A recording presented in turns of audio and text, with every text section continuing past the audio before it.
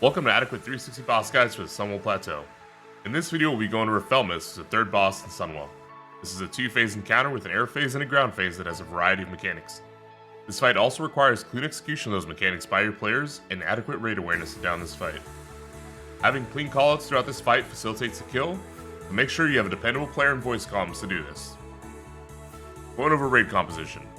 Raid composition for this fight varies a little bit, depending on the abilities of your players and your current gear. You can have 2 to 3 tanks, 6 to 8 healers, and a variety of DPS. You want to have at least 1 priest on this fight, and ideally 3 to help with mass dispels. Let's go over boss abilities. Even though Felmyst is a dragon, she doesn't have a tail swipe or breath attack, so take advantage of the extra space if you run a heavy melee comp. There is cleave to watch out for though, but no one should ever be in front of the boss besides the tank. Felmyst is immune to taunt, so watch your threat on pull and on each transition down from the air phase. The next ability is Corrosion, which increases physical damage taken by 100% and is cast on the tank. It has a 10-second duration and cannot be spell reflected. Gas Nova is an AoE spell that requires you to have separate dispel stacks. It deals 3k damage and drains 1k mana every 2 seconds for 30 seconds within a 50-yard radius. You want a range stack and a melee stack so the debuff can be mass dispelled. Noxious Fumes. This deals 1k damage every 3 seconds within 100 yards of the boss. This can't be resisted and you just have to heal through it. Encapsulate is the other key mechanic for the ground phase. It lifts a random player in the air and deals 5 ticks of arcane damage to everyone within 20 yards of that player. Air phase abilities are a little different. You have Demonic Vapor, that's a breath that she will use twice per air phase. This leaves a trail on the ground which spawns skeletons. It also follows the targeted player. If you step in it, it does ticking nature damage over 10 seconds and summons more skeletons. Since it follows the player, it needs to be taken to the outside edges away from the raid. Fog of Corruption is a breath attack that Felmyst uses in the air phase and covers 1/3 of the area. You should avoid this mechanic at all costs, become mind controlled if you're touched by it, and those players need to be immediately killed by the raid. You can also use this mechanic to reset the encounter, since when everyone is mind controlled, Felmyst will stop. Berserk happens after 10 minutes, and the damage done is increased by 500% and increases your attack speed. Let's go over the ground phase strategy for this encounter, which will last 1 minute. Start with the pull. You want to make sure that you're consistently pulling the boss in the same position each time. You'll land below the position you pull him from, and you want to have your tanks lathered up and ready to start taking hits.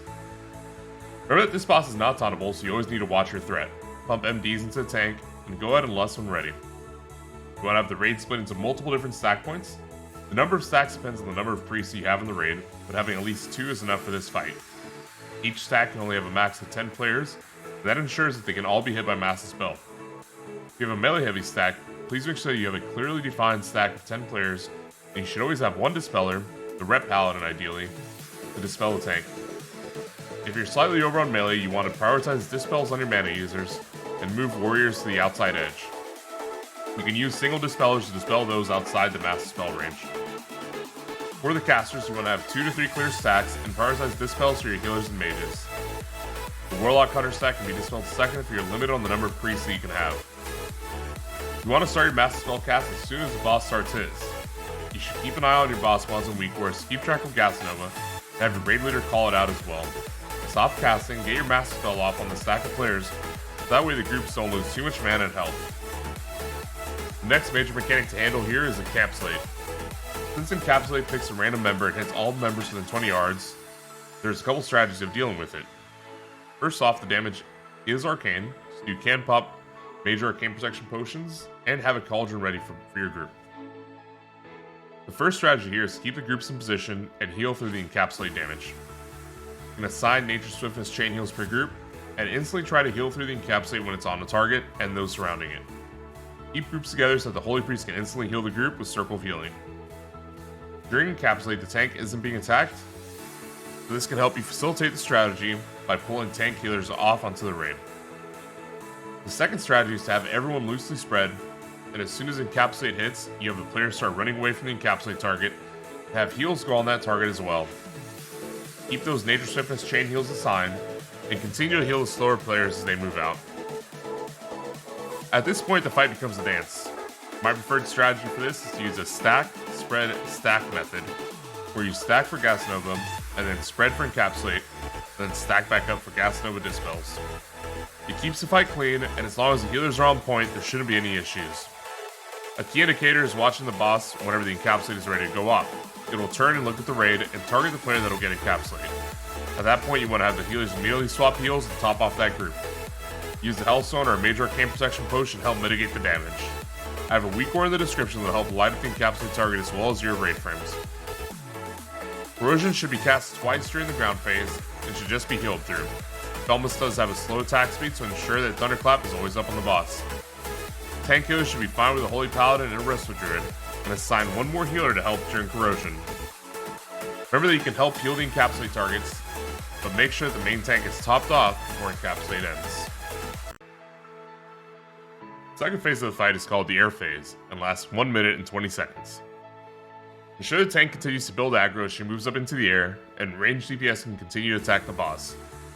You want the raid to spread out once Felmyst goes in the air, and when a player is targeted with Demonic Vapor, they need to run towards the outside walls or the fire. The Demonic Vapor will follow them and spawn skeletons as it does. Make sure that you don't run into Demonic Vapor, or you'll spawn more skeletons and take the poison dot. It's really easy to see, because it's a big green line. Another strategy with Demonic Vapor is just to run in a tight circle around where it spawns, but that depends on the competency and the awareness of the player that is targeted with it. Each way the tanks will help pick up adds, and the raid should drop Frost Traps and Earthbind Totems to help slow the adds. Paladin tanks have the most tools to gather adds here, and you can even use healing aggro to pull them to you. The raid should start moving towards the tree and the opposite end of the room, and after the second Demonic Vapor cast, the raid should stack up and finish off the adds. At this point, you'll want to have the raid leader, ideally the entire raid, watch Felmyst, which is going to do Fog of Corruption, which covers up 1/3 of the room. You want the raid to be in the center of the room so they can quickly move if need be. The callouts that I like to use are tree, middle, firewall. The raid needs to move quickly and make sure that they're not in the zone with the breath. The direction Felmyst is pointing or facing is the direction she's going to breathe. There's nothing else to do at this point of the phase, so just focus on moving quickly. If you're having trouble telling what Felmyst is going to do her breath, just go to the middle, look, and then always go to the tree if you're confused about where her positioning is going to be. The tree position is extremely clear whenever she moves to the top side of the map, and you shouldn't have any problems dodging the breath there.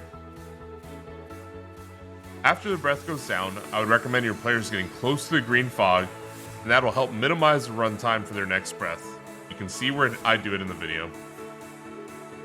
After 3 breaths, Felmyst will land on the west side, or opposite of where you pulled. She will continue to do this pattern after each phase, and land on the opposite side of where she did before. There is no aggro drop, so make sure that you feign Shatter and Viz to be below tank when Felmyst comes down.